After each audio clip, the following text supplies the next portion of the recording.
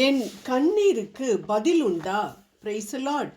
இயேசு, பெரும் சுமை சுமந்து சோர்ந்திருப்பவர்களே, எல்லோரும் என்னிடம் வாருங்கள், நான் உங்களுக்கு இளைப்பாறுதல் தருவேன் என்றார்.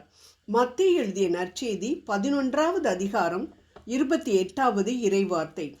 உலக துன்பங்களினாலும் துயரங்களினாலும் வேதனைப்பட்டு பெரும் சுமையோடு இதை கேட்டுக்கொண்டிருக்கும் எனக்கு அன்பானவர்களே, உங்களையும் என்னையும் பார்த்து நம் அன்பு ஆண்டவர் இயேசு சொல்லக்கூடிய ஆறுதலான வார்த்தைகள் இவை.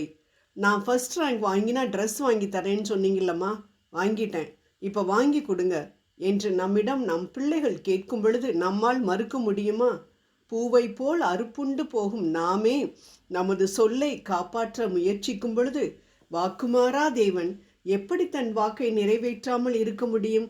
ஆம், அநேக நேரம் நாம் ஆண்டவரிடம் கேட்கின்றோம், ஆண்டவரே எங்கேப்பா இருக்கீங்க, நீங்கள் ஏன்பா அமைதியாக பரலோகத்தில் உட்காந்துருக்கிறீங்க?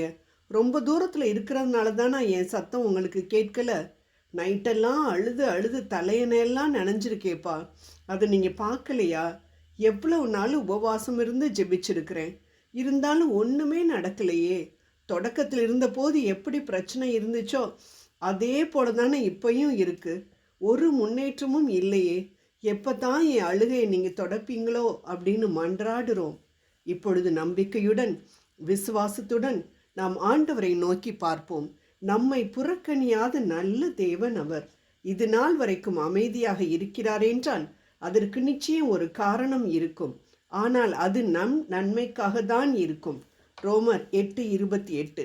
நம் மாம்சீக கண்களுக்கு அது தென்படாமல் இருக்கலாம், ஆனால் நம் முடிவில்லா பேரின்ப விண்ணக வாழ்விற்கு தேவையான விசுவாசத்தை வளர்ப்பதற்காகத்தான் அது என்று கூட நாம் நினைக்கும்படியாக ஆண்டவர் செய்வார். ஆம், அது நிச்சயம் நம் நன்மைக்கே. ஆகவே அதற்காக இப்பொழுதே நன்றி கூறுவோம்.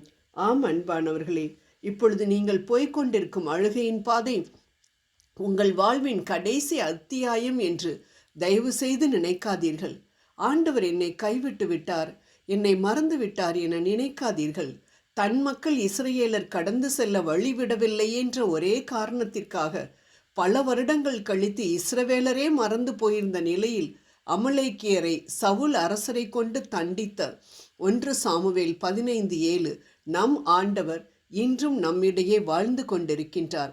அப்படிப்பட்ட ஆண்டவர் எப்படி உங்களது கண்ணீரை கண்டு காணாதவர் போல் செல்ல முடியும்? நிச்சயம் துடைப்பார். God's delays are not denials. ஆம், ஆண்டவர் அமைதியாக இருக்கிறார் என்றால் பதில் தர மறுக்கிறார் என்று அர்த்தமில்லை. நமக்காக பெரிதான ஒன்றை யோசேப்பின் வாழ்வில் செய்ததை போல தயார் பண்ணி கொண்டிருக்கிறார் என்று மட்டும் விசுவசித்தால் போதும். விசுவசிப்பவனுக்கு எல்லாம் கூடும் என்ற அவரது வாக்கின்படி நிச்சயம் நம் வாழ்விலும் அற்புதங்களும் அதிசயங்களும் நடக்கும்.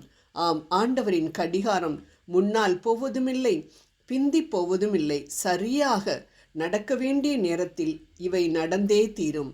நமக்கு தான் மணியும் வினாடிகளும், ஆனால் ஆண்டவர் காலத்தையெல்லாம் கடந்தவர். 2 பேதுரு 3:8.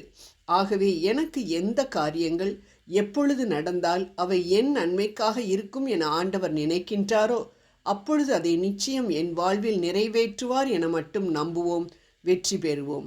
அதனால் இன்று வந்து நாளை மறந்து போகும் இவ்வுலக காரியங்களுக்காக கவலைப்படாமல் முந்த கடவுளின் அரசை தேடு, அப்பொழுது அனைத்தும் கூட கூட்டி கொடுக்கப்படும். மத்தேயு 6:33 படி ஆண்டவரே, என் பிரச்சனையை தீர்க்க ஒருவரால் மட்டும்தான் முடியும் என 100% நம்புகிறேன். உமக்கு ஏற்ற நேரத்தில் இவற்றிற்கு ஒரு முடிவை கொண்டு வருவீர். ஏனென்றால் என் கண்ணீரை துருத்தியில் வைத்திருக்கின்றீர். சங்கீதம் 56:8 எனவும் நம்புகிறேன். ஆனால் அதுவரைக்கும் உம்மை விட்டு போய்விடாதபடி நிலைத்து நிற்கக்கூடிய விசுவாசத்தையும் பொறுமையை மட்டும் எனக்கு கொடுத்தருளும். அனைத்தும் உம் சித்தப்படி நடக்க என்னை ஒப்பு கொடுக்கிறேன் என மன்றாடுவோம். இறந்து போன லாசருவிற்கு உயிரை கொடுத்தது போல எல்லாம் முடிவுற்ற நிலையில் காணப்படும் நம் துன்பங்களுக்கும் நிச்சயம் ஆண்டவர் பதில் கொடுப்பார். ஜெபம் செய்வோம். உன் சுமை எனக்கு லேசானது என்ற எங்கள் அன்பு தெய்வமே, எங்கள் துன்பங்களை பார்க்காமல் உம்மை மட்டும் நாங்கள் பார்க்க கிருபை புரிந்தருளும். ஆமேன்.